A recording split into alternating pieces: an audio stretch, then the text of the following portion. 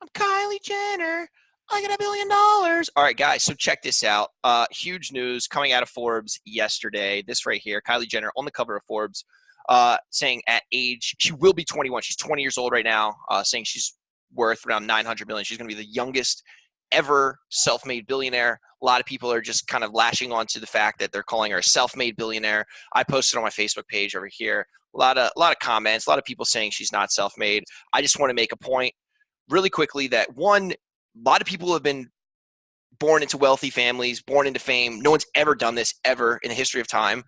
Second point is that a lot of times if you are born into a wealthy family, you're actually at a little bit of a disadvantage in the sense that you're you're disincentivized. If you look at, Warren Buffett always talks about the lucky sperm club. So there's an article right here, right, where he talks about that, and talks about how, kids born into, like a huge amount of wealth and stuff. It's like, they're not, it's like, why am I going to work? I don't have to work. I got my check coming from my, trust fund or whatever it is. So you can see, inherited wealth is disincentivizing, right? It's like, there's no need to work, that sort of thing. So it's like, that's that. So that point, right? So she is born into it. Yes, of course you can get, a seed investment, or a family will front the funds, but then you can also make that same argument, for anyone. If I was reading an article today and it was talking about how, Bill Gates, Mark Zuckerberg, Evan Spiegel, like they all came from like upper middle class family. I think, Bill Gates is, no, Mark Zuckerberg, his dad was a dentist or something like that. And Bill Gates' dad was like a lawyer,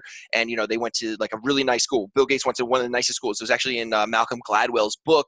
And I think either Outliers or something like that. But basically, it talked about how since he came from this really nice family, he went to this really nice school, and he was able to get access to these computers in the basement of the school that he would never have had access to. My point in saying that, though, is that he, like you could make the same argument that people are saying for Kylie, like, oh, she was born into fame, she got her followers and clout from like her family and stuff like that. But it's like, you still have to execute, you still have to do something with that. And going back to, and again, Bill Gates, Mark, they all are like geniuses, right? And they executed, and I can't take anything away from them. They're like the smartest people in the entire world, and they built the biggest companies in the entire world. And I just feel like she did something similar, but she did it fast. That's the other thing. Like growth and like growth rate is something that really, really matters in like creating, value and wealth and things like that. So the fact that she did it in like 2 to 3 years, like, yeah, she built up her following. And by the way, the other thing to mention is that like, you don't just build the following. Like she had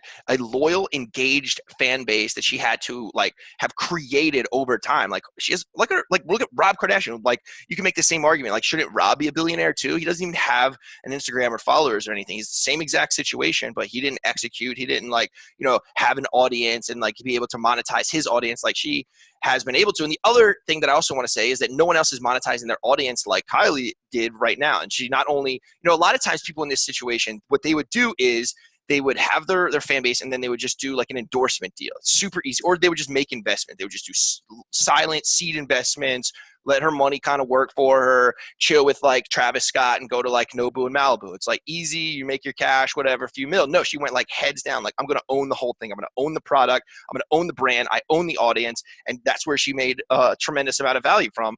And I feel like people that are like, oh, she was just giving it. That's not the case. And the other thing that you could say, like, okay, let's say that is the case. She was given it, right? Let's say she was given $50 million.